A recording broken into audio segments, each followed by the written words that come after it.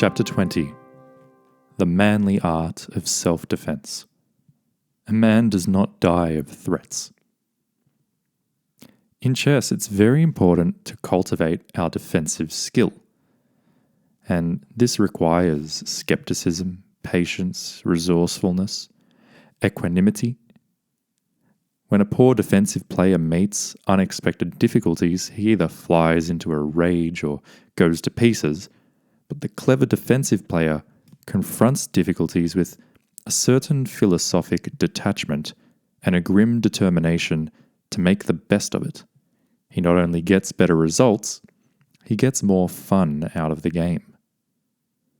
Let's now look at various examples wherein we are on the back foot and we need to make the best of the scenario.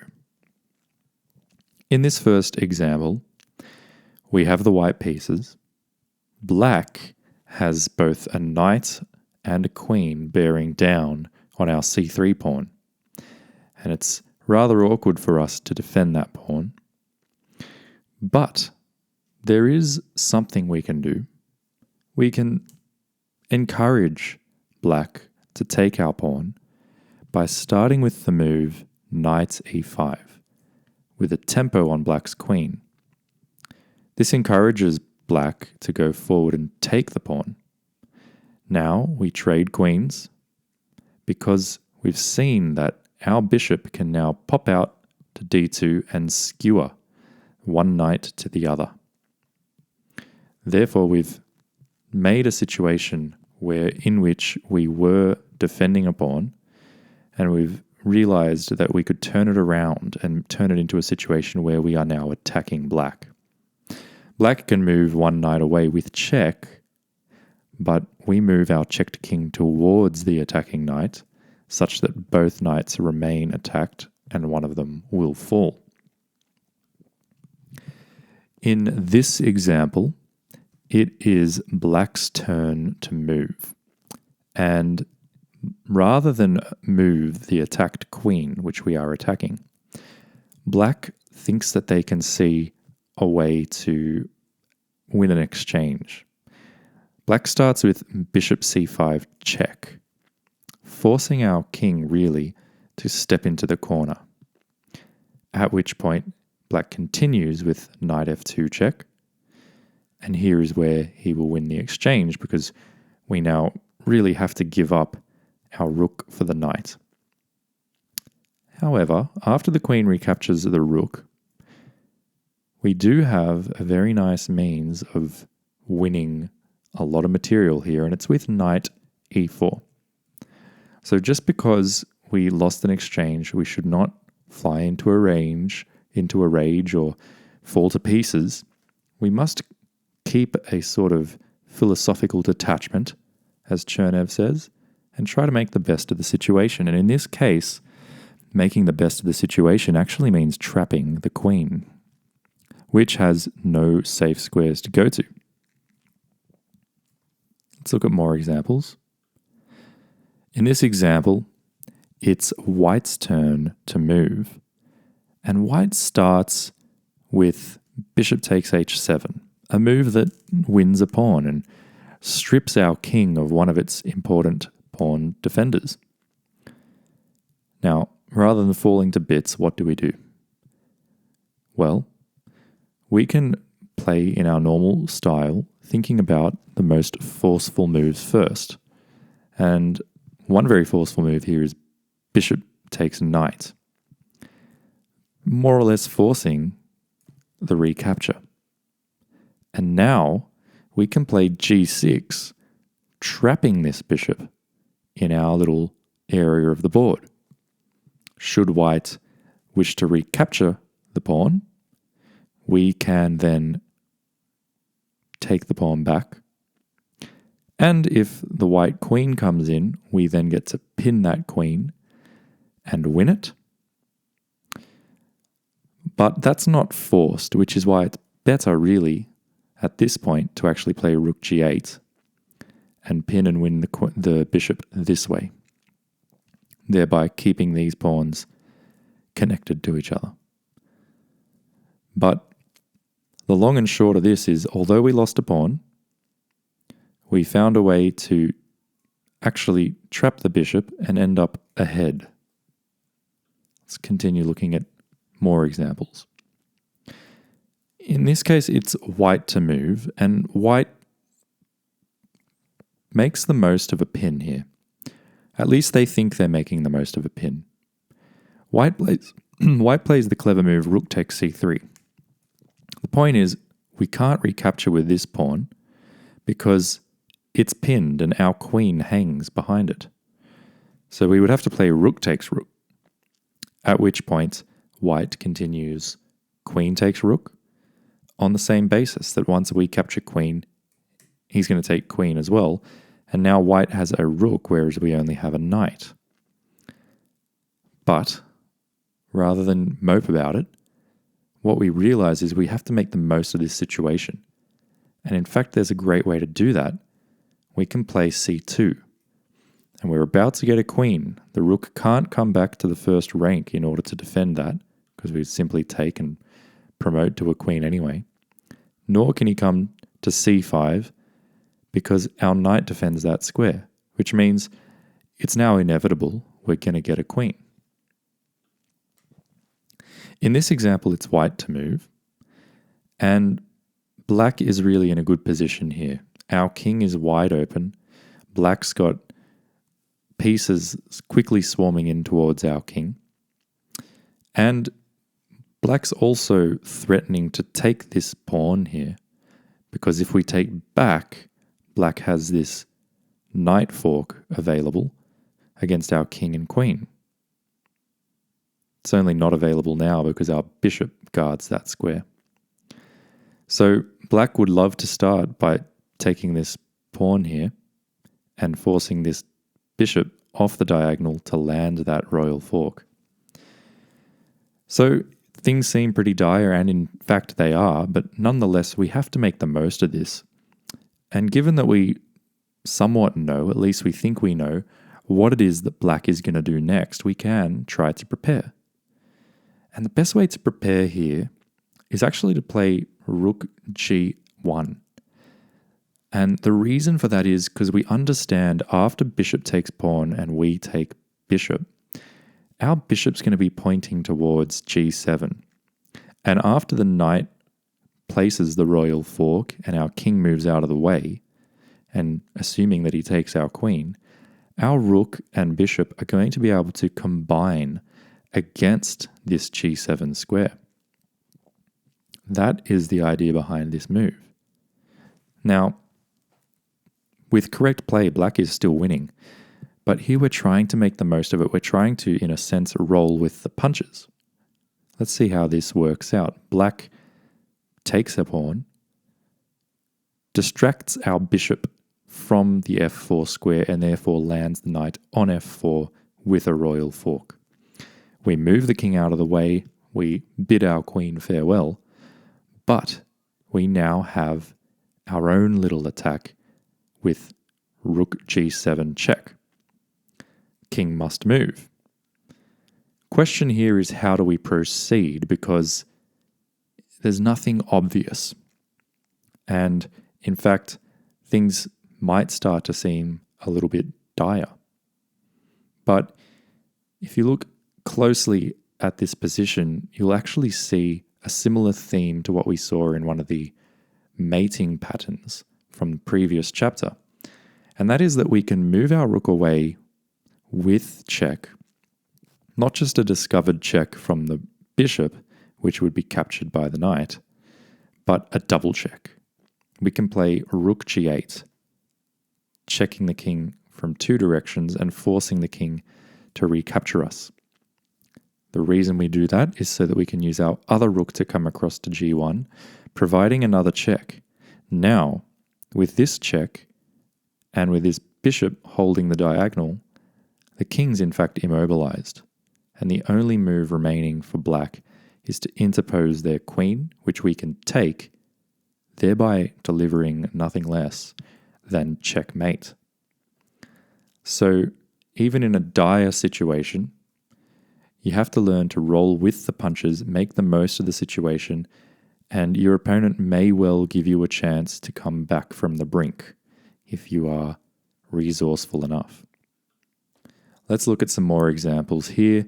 It's black to move, and black comes up with the move knight takes e3, winning a pawn and attacking our rook. And why has black done that? Well, even if at first you don't realize, there probably is a reason, but given that he's taken a pawn and he's threatening our rook, we sort of have to take this knight anyway, which we do. But now that we've taken the knight, black's move idea becomes clear. Black plays d4, forking both of our pieces. And it's at this point that some players may cringe, crumble, and cry, but not us. What we do is, with a certain philosophical detachment, look for the way to make the best of the situation. And in fact, there is a good way to do that, an indirect defense to both our knight and our bishop. And that defense is rook d1. With the idea being that if the pawn takes either of our pieces, let's say the bishop, we now get to move our light-squared bishop away with check, and after they respond to the check, we take the queen. We've made the most of that situation. In this example, it's black to move, and black notices that they can win an exchange by knight takes rook. However, here we simply recapture with a pawn, and we're hitting the queen, and that queen really only has one safe square to go to, and that's e7. And from e7, we can play f6, which forks the king and the queen. So although we did lose an exchange here, it led to something good. We were able to make the most of that situation. So it would be a mistake to lose an exchange and then think, oh goodness, I've just lost an exchange. Now, I'm lost. And to stop thinking and to stop being optimistic, no, you must remain optimistic. Although philosophically detached, you have to be optimistic in the sense that you're looking for the best way forward. In this example, it's white to move, and white has two attackers against our bishop, and naturally enough, takes our bishop. But we take back, and then rather than moping and moaning, we realize we can put a lot of pressure on this pinned bishop here. How can we increase the pressure against this pinned bishop? Well, rook d8. And we're going to win that bishop and end up ahead of material. In this example, it's black to move, and black decides to take the free bishop on d3 with a fork on our queen and both rooks. And it's at this point that many people would think they've made a mistake and that they're losing. Some may even resign. But what we do is look for the way forward, hoping and trusting with a faith that we've been playing well till now and there must be a way forward. In fact, there is a way forward. The way forward is queen f6, which threatens checkmate on g7. And if the queen is captured, then we play rook takes rook, which is also checkmate. In this example, it's black to move, and we are currently being attacked by this pawn. Both our bishop and our queen are being attacked. So it's easy to think that everything's gone badly and that we're lost here, but we don't give up. We look for the best way forward. We know that we would rather defend our queen rather than our bishop, so we look for the right square to put the queen on. We still want to be able to use our queen to attack the white king, which is very wide open after all. So we go with queen d6, so that after the bishop is captured, our queen can jump into the attack, hitting the king. And once the king moves, we can use our other bishop to join the attack and actually force a checkmate. This also would have been checkmate. So we never give up just because a bad situation occurs. We look for the best way forward. And sometimes what we think of as a bad situation actually is not. It's actually a good situation. You just need to be able to perceive it that way and perceive the good that is there. In this example, white has just moved. This is what the position was, but white has moved the knight away with a very tricky move, taking the pawn and uncovering an attack against our queen. But we're thinking here, we may have made a mistake. If we take the knight, then white will take our queen. But then we realize if we take with this knight, then even after he takes our queen, we can use both of our knights to land ultimately a fork against this king and queen as well, thereby winning everything back and more. Let's see that one again. So white played this nice discovered attack on our queen, but it fails because now we win a knight for the sake of a pawn. And although he gets a queen, we get another pawn before trading minor pieces and regaining our queen. In this example, it's black to move. And black plays d5 with the idea of opening up the queen towards our king. Black would like very much to use the knights and the queen to attack us as much as possible. Now, what we can do here is to start with take a bishop, and black will take with the king in order to preserve both of these attacking pieces as close to our king as possible.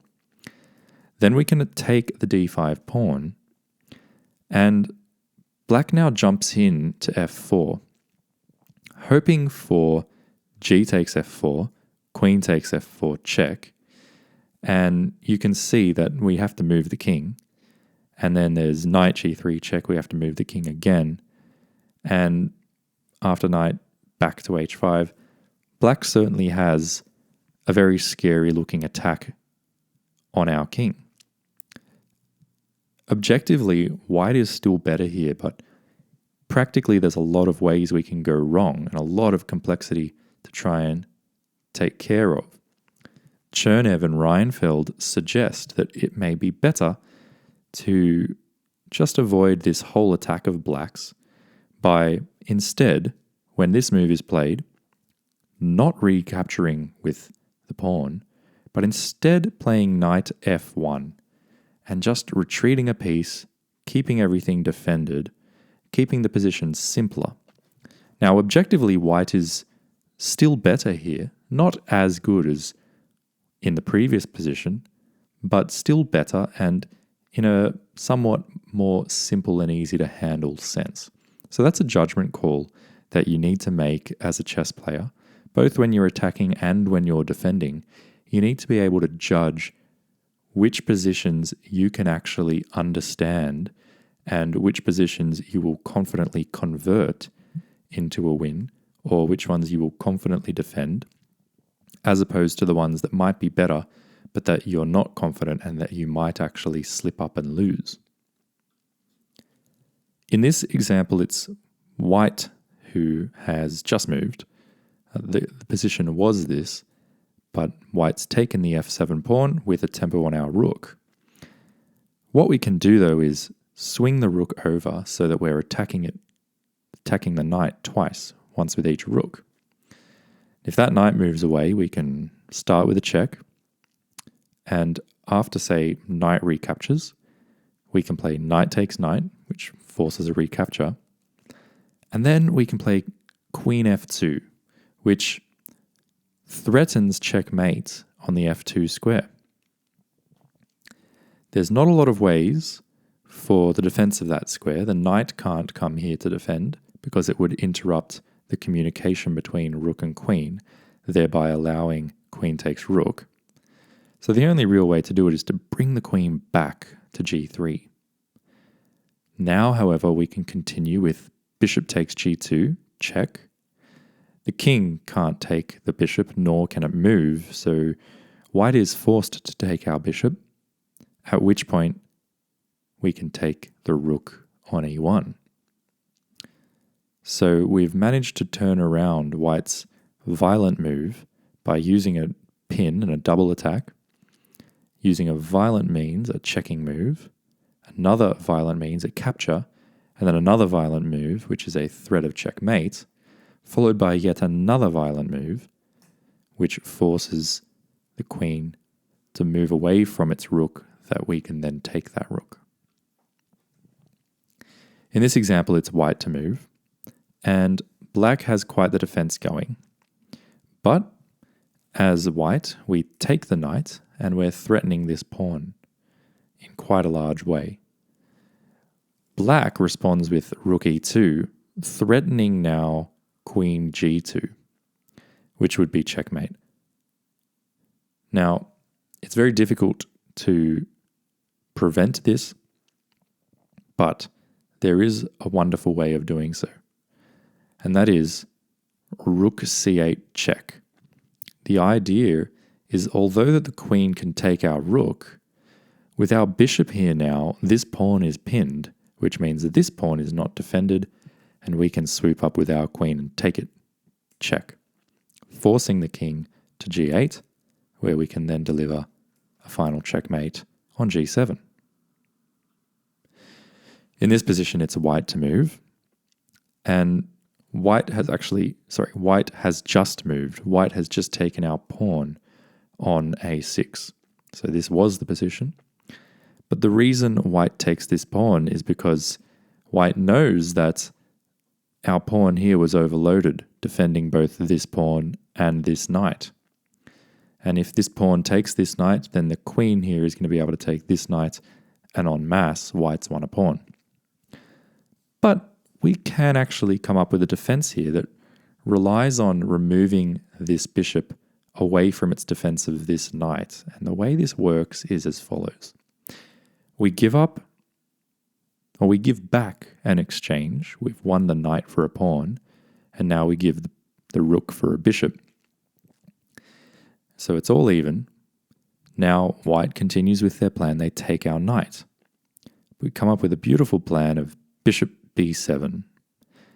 And the reason this is a nice plan is because the queen cannot take our bishop. If it does take the bishop, we play check with a discovered attack on the queen, thereby winning the queen. So therefore, after bishop b7, the queen has to move away. And once it does move away, we can use this bishop to capture the knight, which is no longer defended by the bishop that was here once upon a time. It's only defended by this pawn.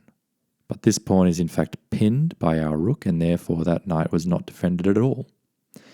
So we've managed to basically, we won an exchange, but we gave the exchange back immediately. We lost a knight, but then we used some pretty clever tactics to win the knight back. We never lost hope. In this example, we are black, and white is attacking our knight twice. And that knight is pinned. If it moves away, then our rook is going to fall. But we can use a tactic to move away to a particular square. That square is knight c4. Now, if the rook captures our rook, we can play knight d2 check. And after the king moves, we can regather the knight.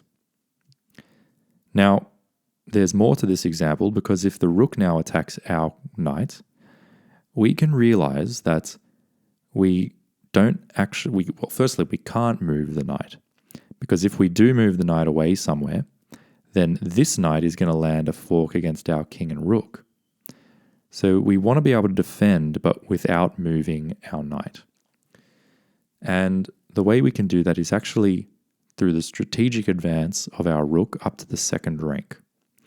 Now, if the rook moves to take our knight, then of course we have a back rank checkmate here. So that's not quite possible at this point.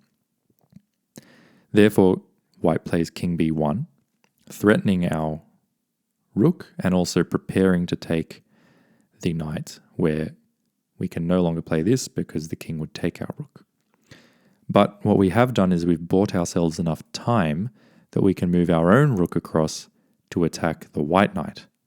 And after white takes our knight, we take white's knight, and we maintain equality in the position, which at one point seemed very much difficult to maintain equality because we had a knight that was pinned. White added extra pressure to that pinned knight, but we managed to move away using a knight fork tactic to regather the rook, and we then managed to avoid getting knight forked ourselves and to basically threaten a back rank checkmate, but also get our rook up to the strategic 7th or 2nd rank, which bought us enough time to counterattack the opposing side's knight. These are all defensive ideas and ways that mean you don't have to panic, you don't have to lose your cool, you can look for the best way forward. In this example, white has just moved from h1 to h7. And the reason they've done that is because they've spotted a knight fork. So after we take the rook, white plays knight takes f6 check, which forks our queen and rook. And things are not looking very good at first glance for the black team. However, we have to look for the best way forward at all times. Now, we've been checked, so we move back and we move towards the knight because we are threatening to take that knight. Now, black takes our rook. You might be wondering, why doesn't black take our queen? Well, if black takes our queen, we then get to take the rook with check, forcing white to put the king on c2. And from c2, you may notice that we actually have a knight fork of our own with knight d4 check, which also hits the queen. That's the reason why white cannot actually take our queen, and this royal fork that he had is actually not so scary because he can't take the queen. He can take our rook, however, and that's what he does. But now we take the chance to simply take back. And you might be wondering now, what if white takes our queen at this point? And, well, if white takes our queen, again, we take the rook with check, forcing the king out to c2. And again here there is a royal fork, simply from a different square.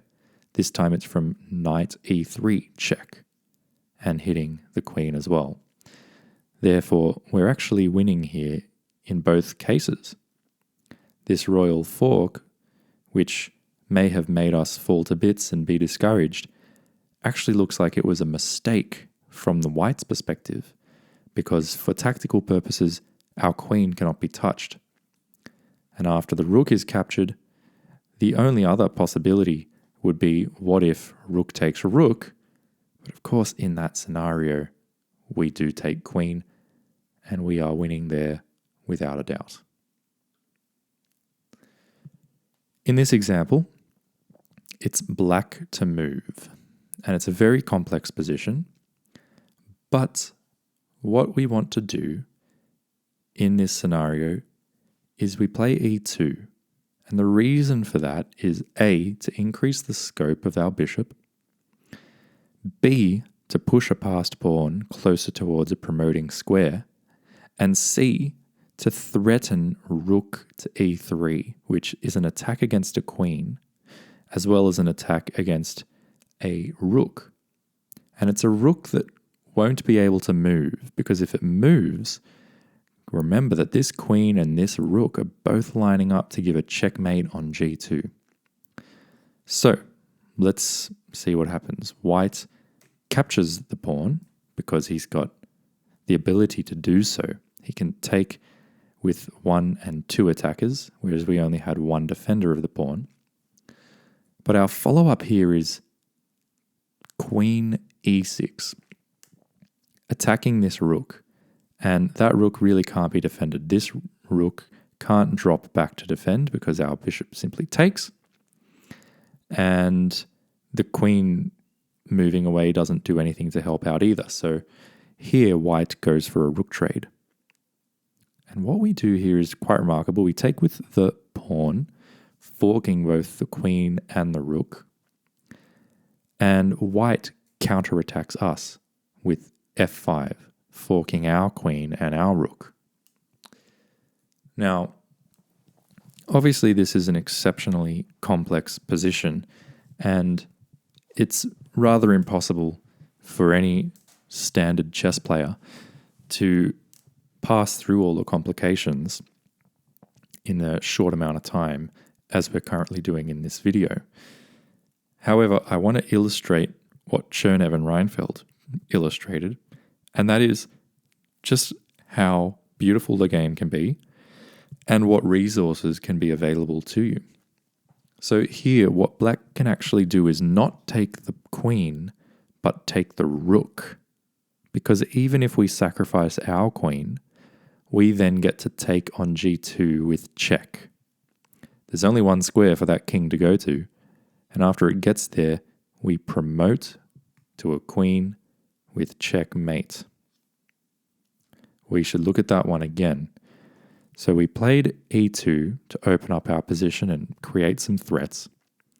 It is a sacrifice of a pawn, but in sacrificing that pawn, we get to move our queen to a square where we're threatening to win a full rook. Now that rook can trade itself away, but now we've forked two important pieces. And unless we're going to definitely win one of them, the only thing for white to do is counterattack our pieces. But we move first, and we move towards the king, which means we move with tempo, which means we can even give away one queen because we gain time by playing check, time we can then use to promote to another queen and land on a checkmate. This position is black to move, and black has great threats against white. A lot of pressure with this queen and bishop bearing down on the g2 square, threatening checkmate. The only reason it's not a checkmate is because our queen is there to defend. Black understands that and plays the move bishop to d4, attacking our queen, and suggesting that if we take the bishop, white's going to deliver a checkmate. So again, we're on the back foot here, and we feel under a lot of pressure. But we have to think about how we're going to make our way forward here. We can't take the bishop, that is true. But what we can do is we can play queen f7 check, forcing the king into the corner. And we can follow up with a beautiful move of our own, bishop e4. Now, if rook takes bishop, then we get a checkmate on f8. So that's not a possibility. If queen takes bishop, well, now we can play bishop to f5 since the queen no longer defends this square. And that's a checkmate, except for the fact that the bishop here defends the square. Therefore, the bishop is forced and obligated to defend the square. But now we take back with our queen, and we can give perpetual checks. And we've managed to salvage a draw out of that scenario. Sometimes you lose chess. Chess is a game that you don't always win. But certainly we have learned about a lot of different weapons that we now have in our arsenal that we can use in trying to win chess. In fact, that was the final chapter of the book that deals with tools and mentality for winning chess. The final chapter of the book goes through some illustrative games that demonstrate certain concepts that we've already come across. I will create that appendage to this video series only by popular demand, because to me the most important thing is that we have gone through with a beautiful expose of all these various different weaponries, chess weaponries that we can use in winning chess. I really hope that this video series has been useful to you, And I really hope as well that if it has, you consider kindly potentially providing a donation for my efforts. This was a mammoth task, digitizing an old physical book with hundreds and hundreds of diagrams in them, analyzing those in depth with Stockfish, turning them into a Chessable course, and ultimately filming and editing the entire thing. I'm happy to put that out into the world, the chess world, for the betterment of chess knowledge of players around the world. However, your support would be wonderfully appreciated. So if you can, my PayPal address is tremontiprs@hotmail.com. That's tremontiprs@hotmail.com. And I would happily accept any of your gifts and donations and support. If you would like me to make the final chapter on illustrative games, please leave comments, like, share, subscribe, and by popular demand, I will certainly do so. Thank you very much. This has been Winning Chess, the audiovisual adaptation of the classic book by Irving Chernev and Fred Reinfeld. And until next time, I've been Dr. Michael Kugel. It's been my pleasure to take you through this book.